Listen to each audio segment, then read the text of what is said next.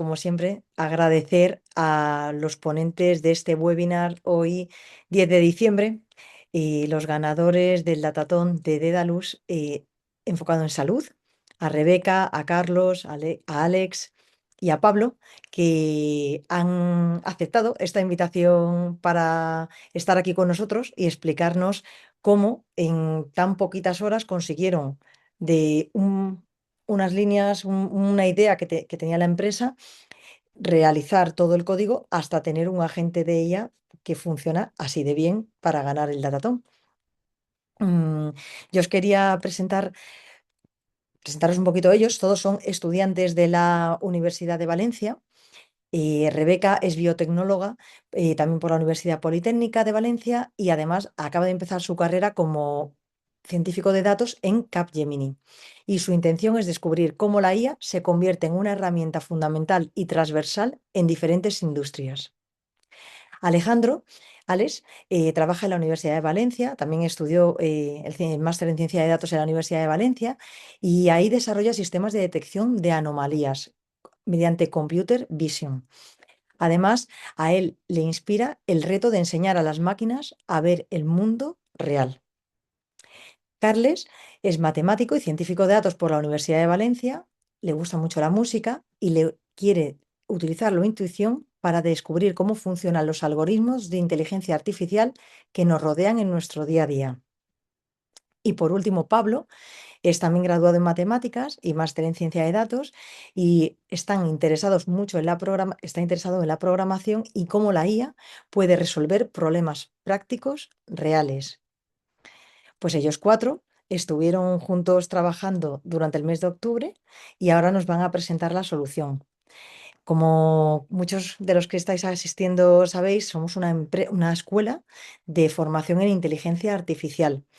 Tenemos un programa experto en Data Science que voy a compartir con vosotros para que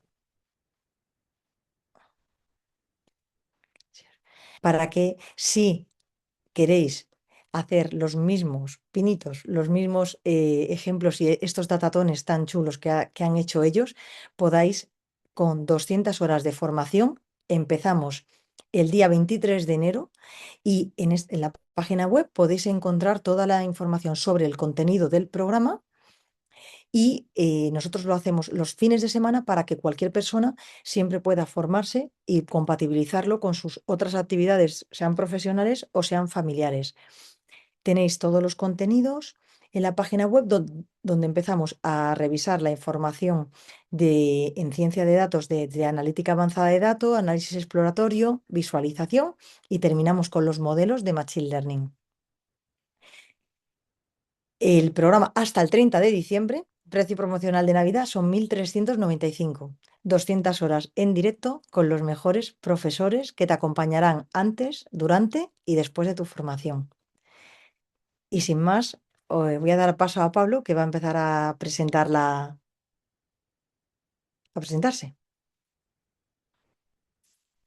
Pablo, estás muteado, ¿eh?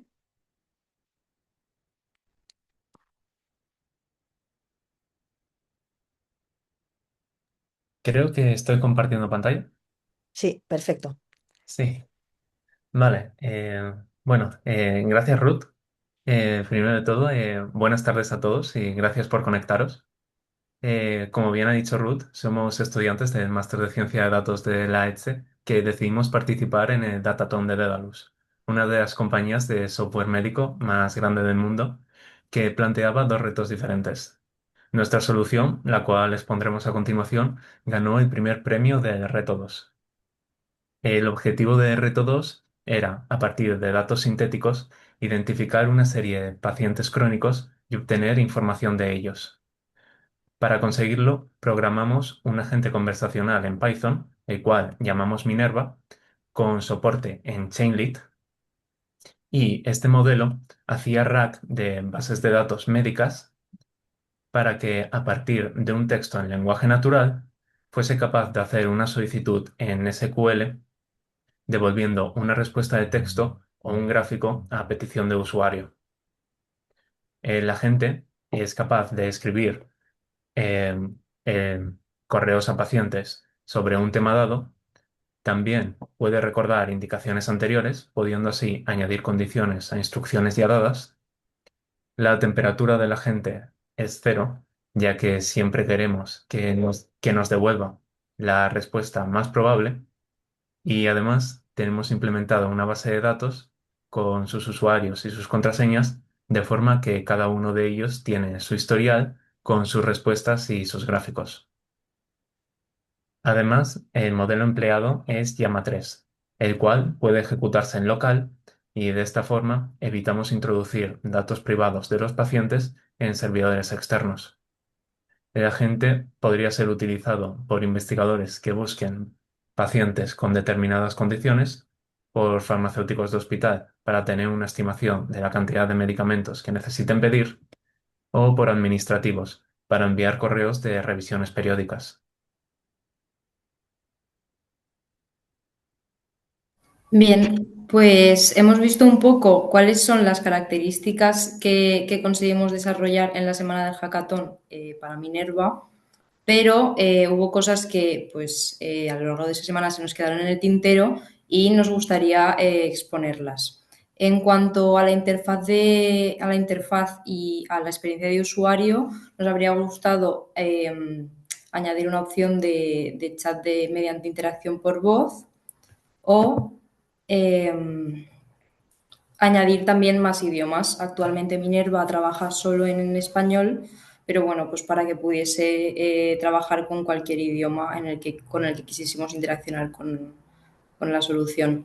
Luego, a nivel de funcionalidades y de rendimiento, como lo que hace es generar consultas SQL y código en Python para los gráficos, añadir algún tipo de parser o de validación para asegurarnos de que el código está bien hecho.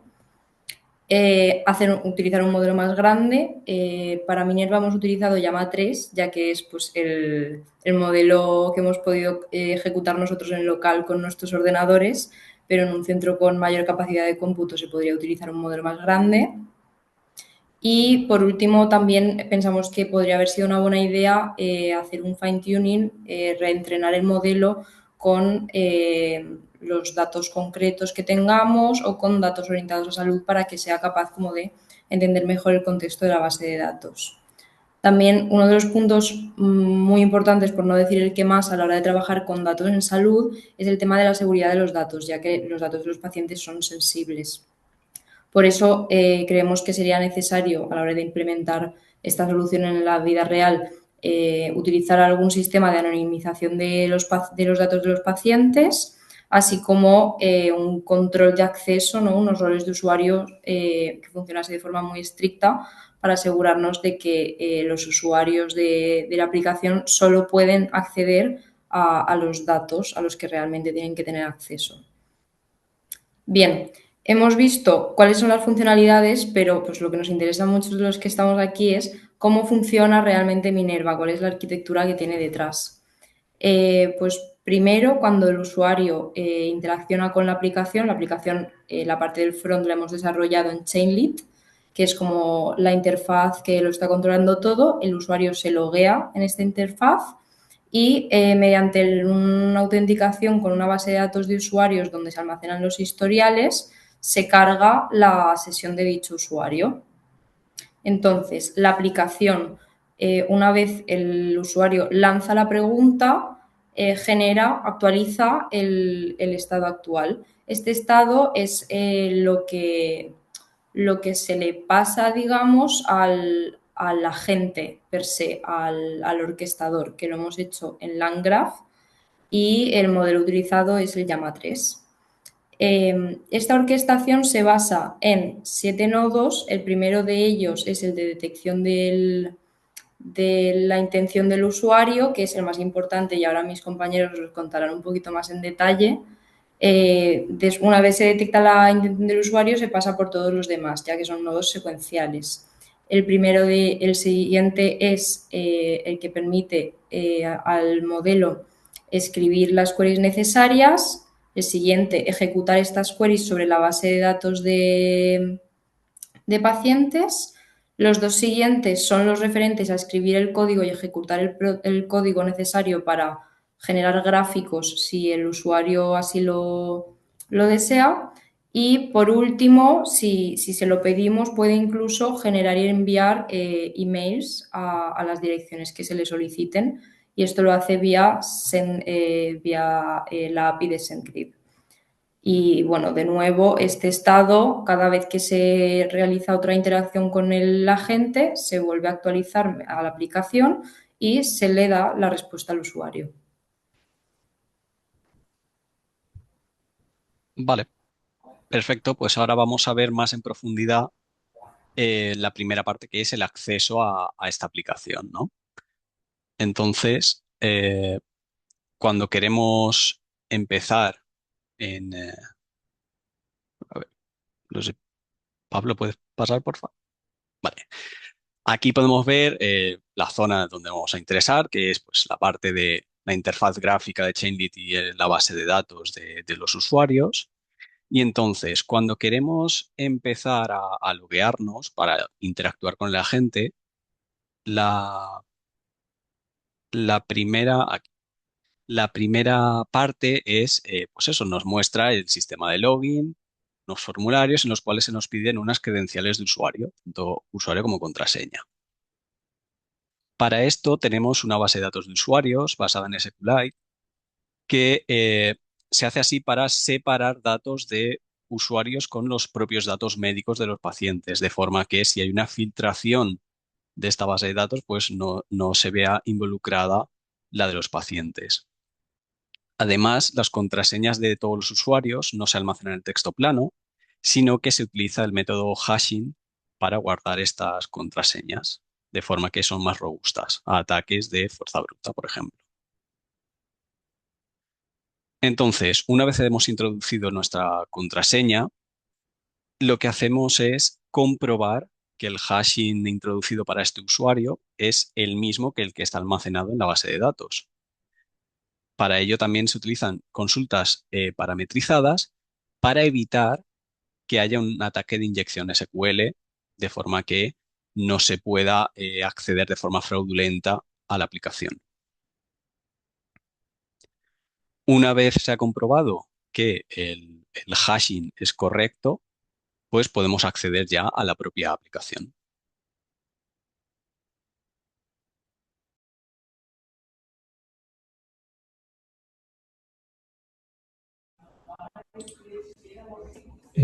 Vale, una vez explicado el acceso, vamos a empezar con el funcionamiento de los nodos de manera más concreta. Y como ha dicho Rebeca antes, el primer nodo, el nodo de detección de intención, es el más importante porque es el que decide qué nodos siguientes se van a activar. Y nosotros en este caso lo que hacemos es asignarle un rol a el modelo de lenguaje en el cual especificamos que es un clasificador de intención y que tiene que responder con exactamente una de las opciones que hemos predeterminado, y nuestra manera de aplicar el guardarraíl es básicamente decir que si el modelo no responde con exactamente una de esas palabras que nosotros hemos especificado, como por ejemplo puede ser write query o execute query, salta un mensaje de alerta dentro del grafo de nodos y simplemente se le pide al usuario que especifique mejor cuál es su intención. Entonces, de esta manera podemos gestionar los posibles errores que tiene el modelo cuando alucina o no alucina. Y si vemos en este grafo este árbol de decisión, si el modelo no alucina y efectúa bien la clasificación, esto es el comportamiento deseado y todo correcto. En el siguiente caso, que es cuando no alucina, pero clasifica y falla, aquí esto no lo hemos podido arreglar. El siguiente caso, que es si responde a prompt injection, no responderá con una de las opciones predeterminadas y entonces saltará a guardarraíles pidiendo que especifique al usuario, bueno, que el usuario especifique mejor su intención. Y en los casos en los que alucina, como tampoco va a responder con una de estas palabras, saltará también el guardarraíles de manera satisfactoria. Entonces, estamos bastante satisfechos con nuestra solución porque lo único que puede mejorar este nodo es un mejor clasificador que básicamente se resume en un mejor modelo de lenguaje, que eso siempre estamos a tiempo de hacerlo llamando con APIs a Gemini Pro y modelos mucho más grandes que el Llama 3, que tiene solo 8 billones de parámetros con 4 gigas. De verdad, muy, muy chiquito. Una vez visto el nodo de detectar intención, podemos pasar a los demás nodos que son mucho más sencillos. El primero es el de escribir una consulta SQL y básicamente se le asigna al modelo de lenguaje la tarea de escribir una consulta SQL que satisfaga la petición del usuario y se le pasa como contexto toda la información de la estructura de la base de datos para que el modelo de lenguaje responda con una consulta. Esta consulta después se gestiona en el siguiente nodo, que es el de ejecutar la query. Y este es un nodo muy, muy sencillo que simplemente efectúa una comprobación de seguridad para saber si esta consulta modificaría o no la base de datos. Si no la modifica, se ejecuta directamente para agilizar el proceso. Y si fuese a modificar la base de datos, como por ejemplo añadir o remover información de un paciente, te pide eh, que hagas un double check de la tarea para que no elimines información sin querer, por ejemplo. El siguiente nodo es el de escribir el código para una gráfica y en este de nuevo simplemente le pasamos a el modelo de lenguaje la tarea, que es escribir un código funcional de una gráfica que se corresponda con el prompt del usuario y le pasamos como contexto la información del data frame sobre el cual va a tener que generar eh, este gráfico. Y su output es un código que se gestiona en el siguiente nodo.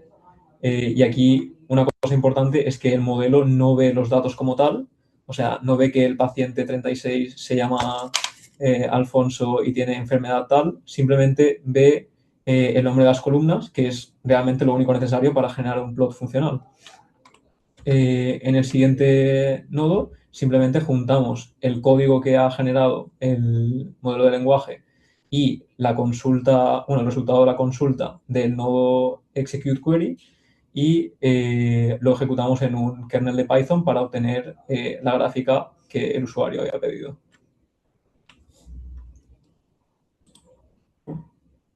Paso ahora a...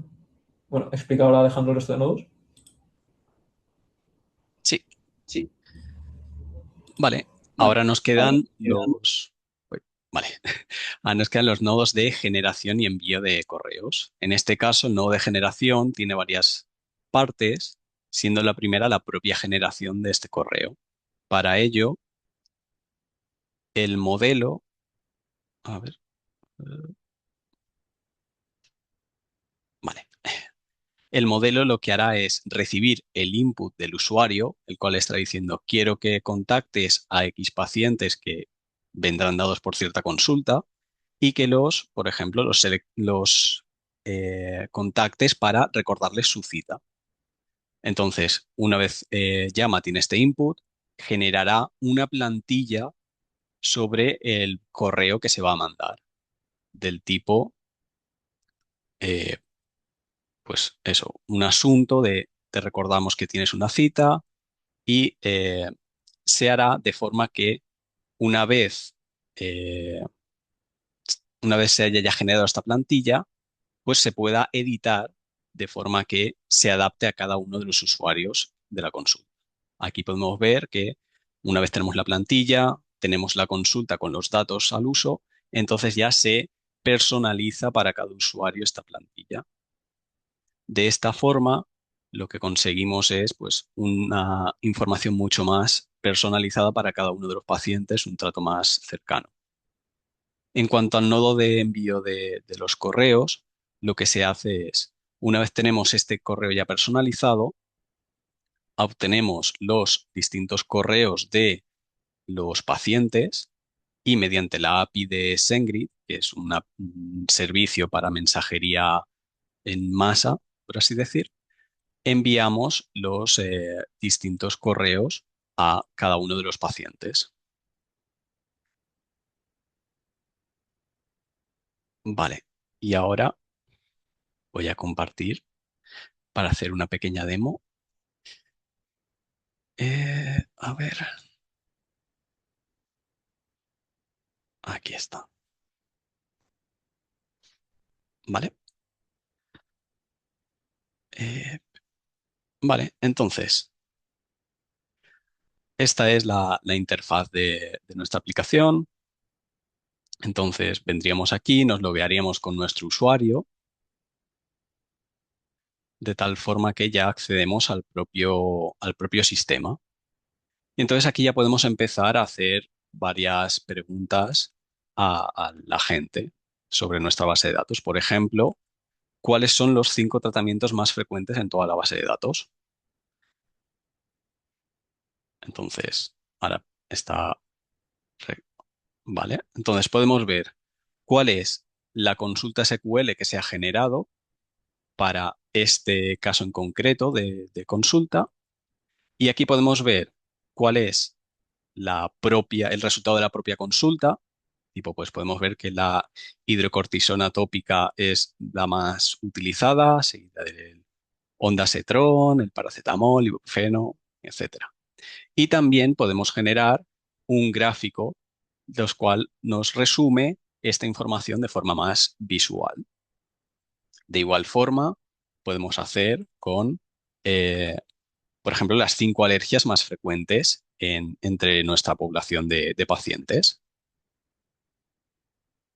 De igual manera, podemos ver que pues, se genera la SQL, la consulta SQL correspondiente a esta petición y podemos ver que, pues, por ejemplo, la alergia a los ácaros del polvo tiene 22 muestras en nuestra población, que la picadura de abejas tiene 20, que la alergia al lácteos tiene 18. De igual forma, podemos hacer consultas algo más complicadas, como puede ser que nos genere un gráfico de barras con la cantidad de pacientes por tipo de alergia, de forma que, de igual manera, se nos genera la consulta SQL, podemos ver las distintas alergias y el propio gráfico para ver de manera visual esta consulta. Mm, Luego, por ejemplo, podemos ver también para casos concretos de usuarios, por ejemplo, cuáles son los diagnósticos del paciente 197 junto con su fecha de diagnóstico, ¿vale? Pues aquí podemos ver cómo pues, el paciente tiene 3 condiciones, 3 diagnósticos, que son hiperlipidemia mixta, dermatitis atópica, y le podemos decir también que nos dé únicamente aquellas que sean de 2024, de forma que eso nos tendrían que salir las 2 muestras, que eran la hiperlipidemia y la dermatitis.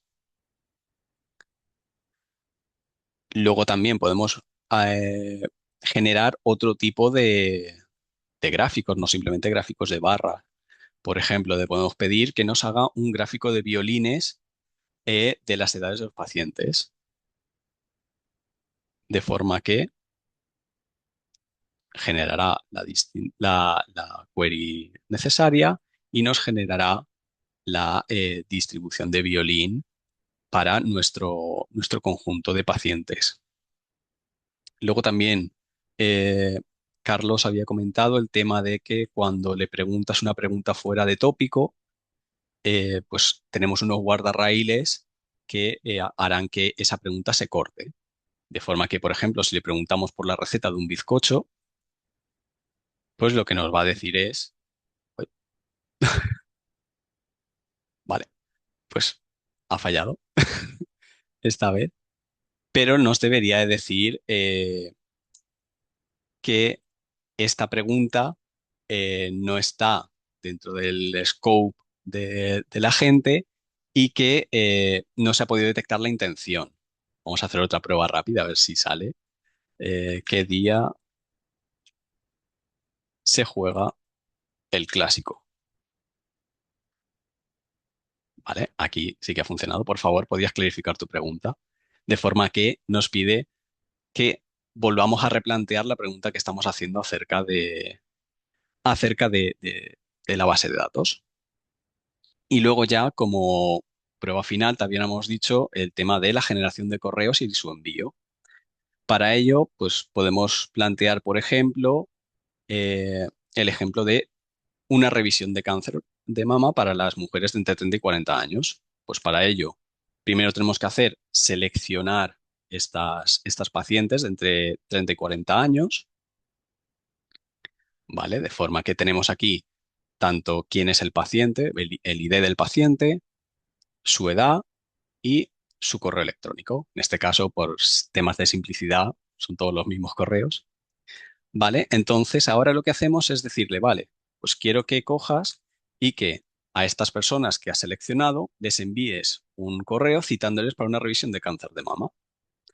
De forma que cogerá estas direcciones de correo, que en este caso van a ser las mismas que habían, y aquí nos da la confirmación de que se ha completado la operación, que se han enviado 21 correos. Si nos vamos a el propio correo que estaba ahí disponible y recargamos, podemos ver que se han enviado los correos y podemos ver como estimado 9, en este caso debería ser el nombre de la persona. Nos ponemos en contacto con usted para recordar su próxima cita para revisión de cáncer de mama programada. Y podemos ver cómo básicamente el ciclo completo de podemos realizar una investigación sobre nuestros propios datos, podemos comunicar a, a los pacientes sobre, pues, necesitas tomarte tal tratamiento, necesitas hacerte tal revisión. Pues todo el sistema es capaz de controlar todas estas fases de forma que, pues eso es lo que hemos comentado, se puede realizar un análisis y se pueden realizar también acciones sobre los propios pacientes. Y eh, ya estaría. Esto es todo.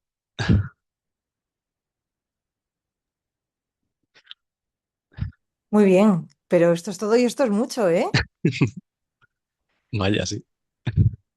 No sé si, sí, muy bien, muy bien. ¿Alguien tiene alguna pregunta entre el público? ¿No? Bueno, pues para empezar a calentar, yo tengo muchas preguntas, pero me las he apuntado para... Lo que pasa es que son menos técnicas, seguramente que alguien aquí. Para mí es que, como tengo bastantes, por ejemplo, empieza Alejandro. Para ti, Alejandro, este datatón, ¿qué piensas que ha cambiado en tu manera de trabajar con los datos o de enfocar tu carrera o tus próximos pasos profesionales? A mí lo que al Datato nos apuntamos para ganar soltura en el tema de agentes, en la construcción de un modelo ya que se pueda poner más en producción. Y la verdad es que el poder hacer una aplicación de este calibre en una semana, un poquito menos de una semana, la verdad es que motiva a ver las capacidades que tenemos, sobre todo. Y luego también el tema del tratamiento de datos médicos, porque sí que es uno de los temas que siempre me ha llamado la atención de me gustaría probar a meterme aquí a ver qué puedo hacer. Y esto al fin y al cabo es como una aproximación a este mundo de los datos clínicos que, pues, que yo creo que va a ser muy importante todo el tema de avances en IA en la salud, va a Salud. ser crucial.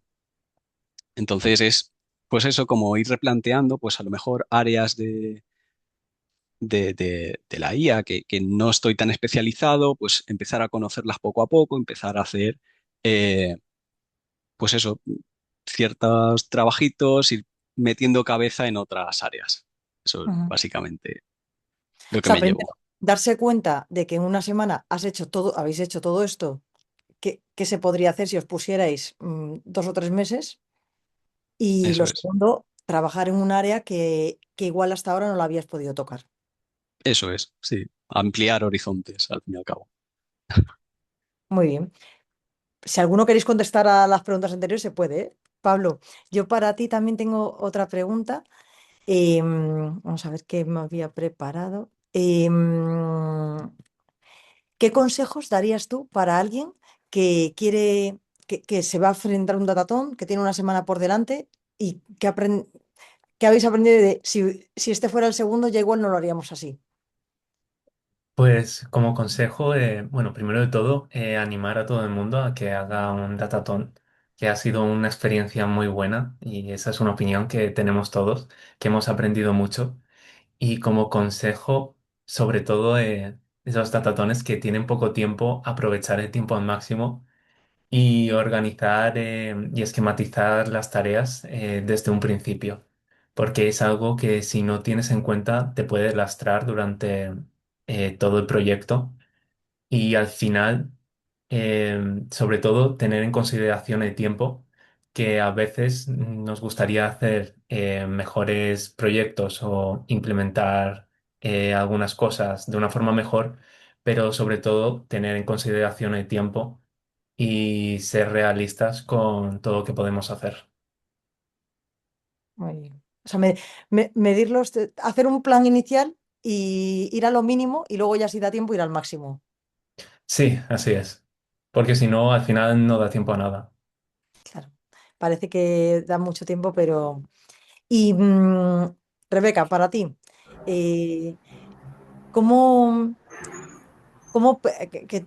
ha empezado por ahí un poquito, Alex, de este datatón cuando habéis terminado, habéis visto el producto que tenéis, os habéis planteado mm, mm, crear algo más, desarrollar un poquito más esta idea, porque hay muchísimas startups de salud. En Valencia, por ejemplo, está Kibim, en Madrid también hay otra startup que ahora no me acuerdo, que seguro que Emilio se acuerda, que utilizan texto para analizar. Kibim es más imagen, esta otra que Sabana Medical es también texto, pero hay muchísimas startups en el área de salud. ¿Os habéis planteado dar un paso más? A ver, yo creo que el día del datatón y cuando nos dijeron que éramos el equipo ganador y todos, ahí como con la emoción, ¿no? Estábamos un poco como, ostras, hemos hecho algo que funciona y ahí emocionados y demás, pero yo, por ejemplo, a término personal sí que lo había pensado, tipo, ostras, hemos hecho esto, hemos invertido tiempo en esto, e imagínate si le invirtiésemos a lo mejor un par de meses más, ¿no?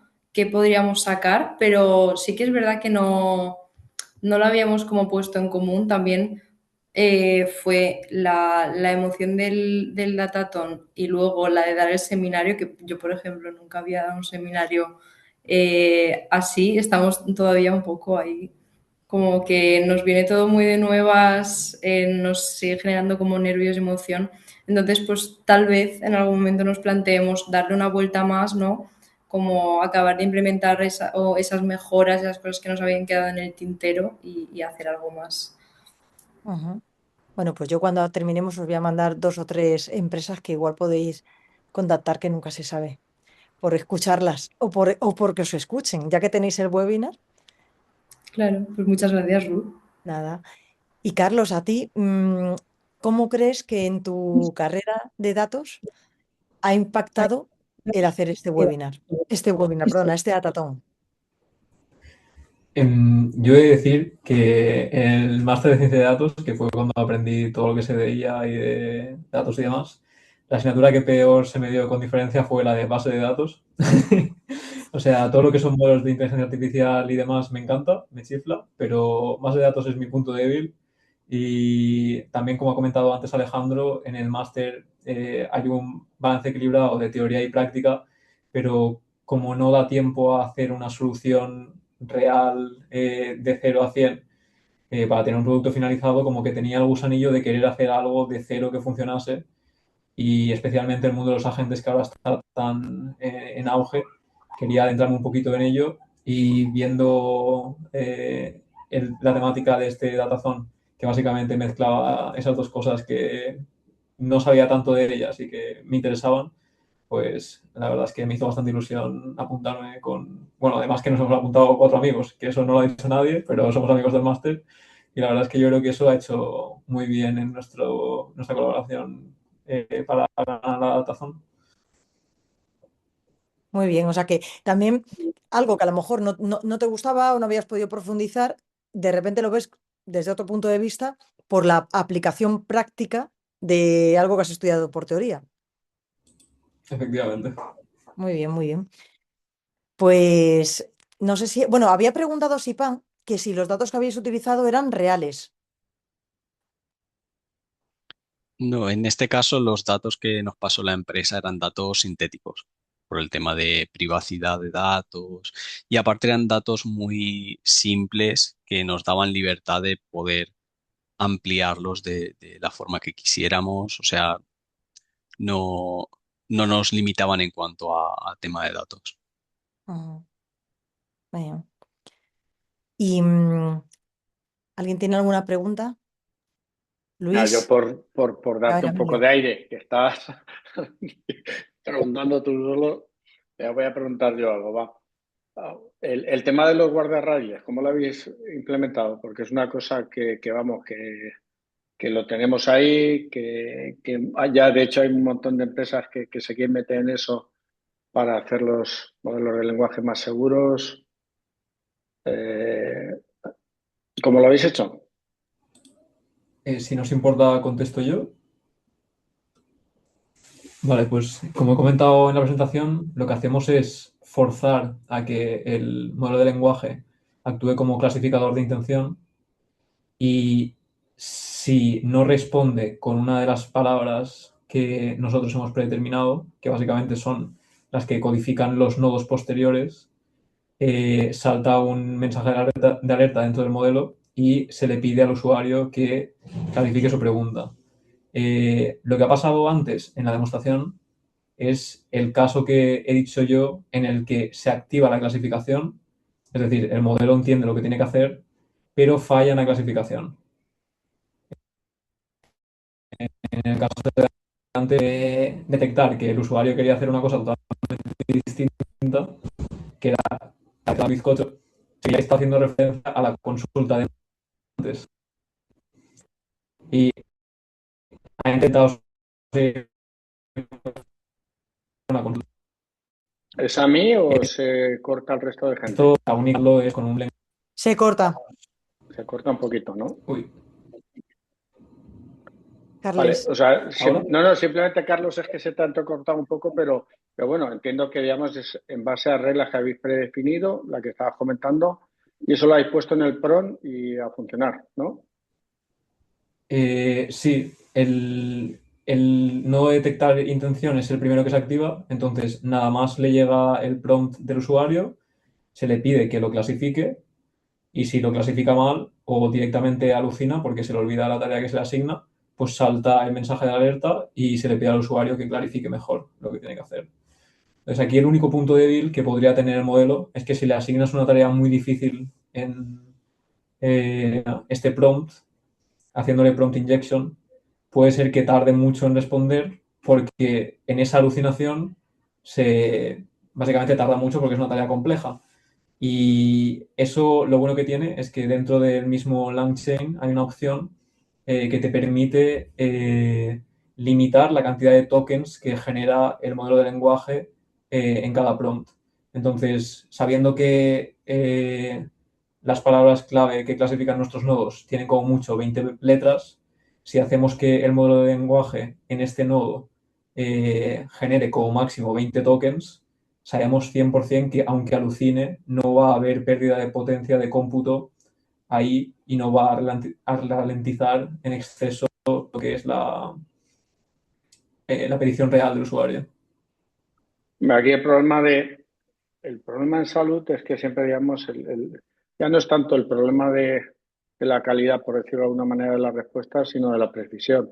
Porque aquí en salud, claro, como des una precisión o como des una respuesta mala, pues puede llevar a un mal diagnóstico. O sea que sobre todo, oye, también enhorabuena por meter guardarraíles porque hay mucha gente que directamente mete el modelo de lenguaje y a tirar millas.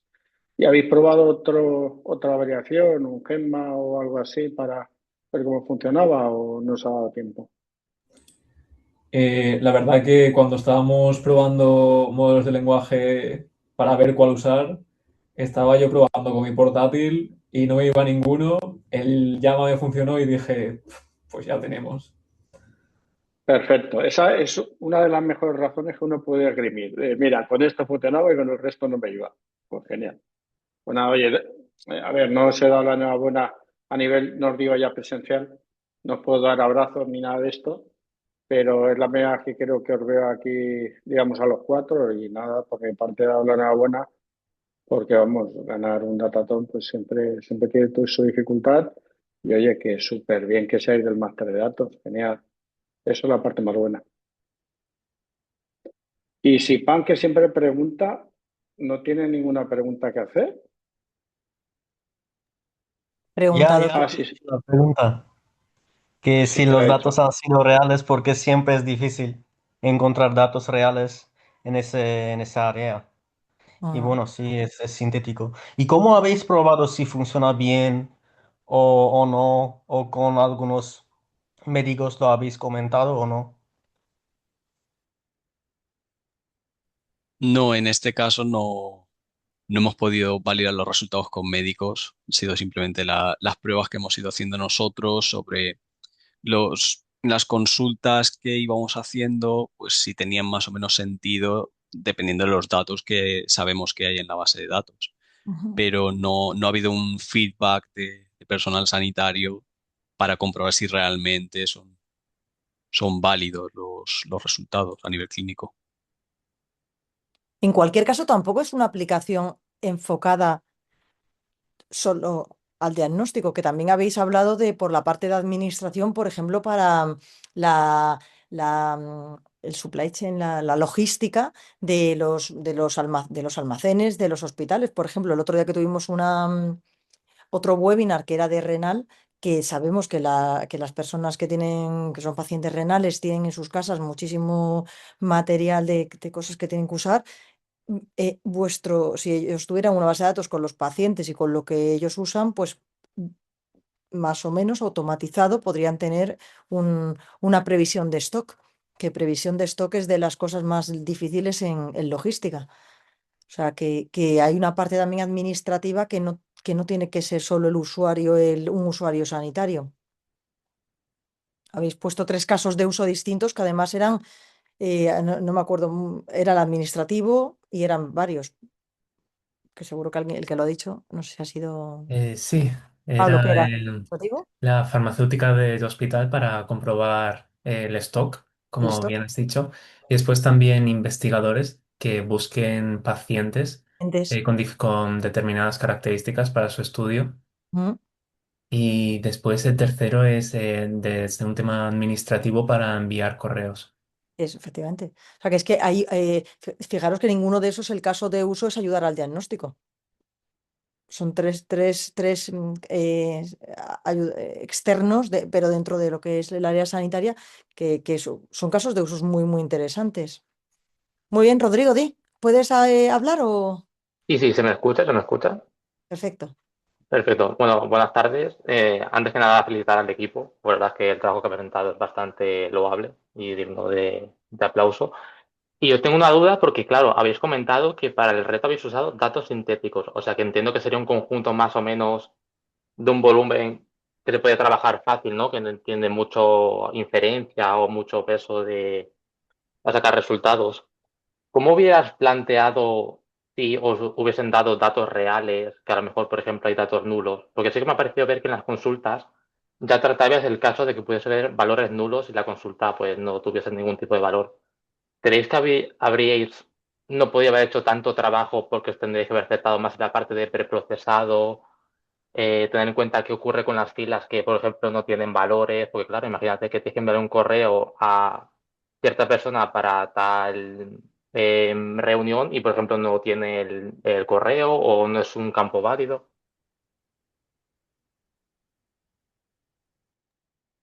Claro, a ver, aquí es pues como todos los casos de, de casos de uso de ciencia de datos, ¿no? Tienes que hacer primero una fase de preprocesado grande que va a ocupar prácticamente toda la parte del proyecto. Vas a tener que hacer un buen preprocesado de datos y en el caso concreto que has dicho de los correos, sí que se gestiona que en el caso de no poderse enviar el correo, no interfiera con el envío del resto. Por ejemplo, si tú tienes que mandar correos a 500 pacientes, porque uno no tenga correo, no va a afectar en que en el resto de pacientes se envíe el correo. Entonces, esos casos sí que están contemplados, pero lo que he comentado tendríamos que haber hecho una fase bastante más grande de preprocesado de datos, sobre todo tipo de estandarización de resultados, porque siempre hay mucho problema en, pues que esos distintos clínicos tienen distinta forma de anotar los resultados, entonces hubiera sido una carga bastante más grande. No creo que hubiera dificultado tampoco el hecho de llegar a la solución final, pero sí que hubiera sido un trabajo más engorroso. No sé si mis compañeros quieren agregar algo más.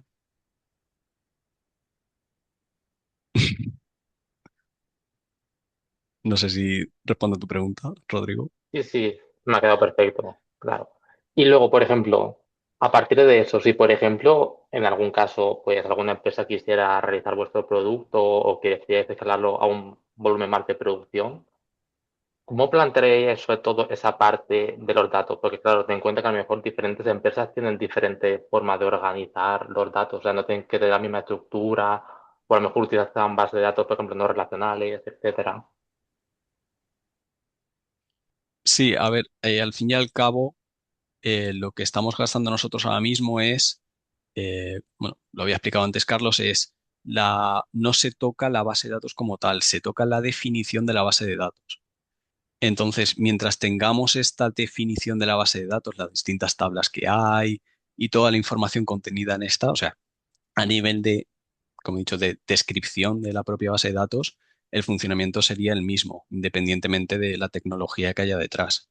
Entonces, no debería suponer mucho problema el adaptarte a otro tipo de base de datos mientras tengas una buena definición.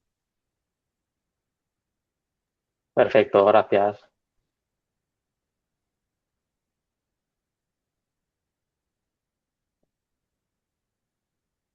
¿Alguna pregunta más? Bueno, pues yo os doy también la enhorabuena, no solamente por haber presentado este webinar, sino porque hacer, como habéis dicho vosotros, condensar todos vuestros conocimientos, organizaros y en estos 4 o 5 días que tuvisteis, preparar este producto mínimo viable, que es lo que habéis dicho, que muchas veces a pequeñas empresas tardan meses, es de verdad impresionante y verlo en acción, que también ver que ya lo habéis montado, que lo habéis subido, que habéis creado un localhost maravilloso y de verdad que yo os animo a que no lo dejéis ahí, que sigáis haciendo pequeñas cosas encaminadas a hacer proyectos que veáis cómo trabajáis juntos, porque hay vamos, muchísimas opciones tanto en el campo de salud como en otras áreas. Y además habéis tocado, como he dicho antes, un tema que no es solamente apoyo a la decisión clínica, sino apoyo a todas las decisiones que están alrededor de la decisión clínica, que hay mucho por hacer. Así que de verdad enhorabuena y que sigáis haciendo muchos proyectos como este. Muchas Muchas gracias. gracias. A vosotros. Muchas gracias. Hasta luego. Muy buena tarde a todos. Gracias, Chao, hasta chao. Gracias a luego. Gracias. todos. Chao. Hasta Chao. luego. Chao. Hasta luego.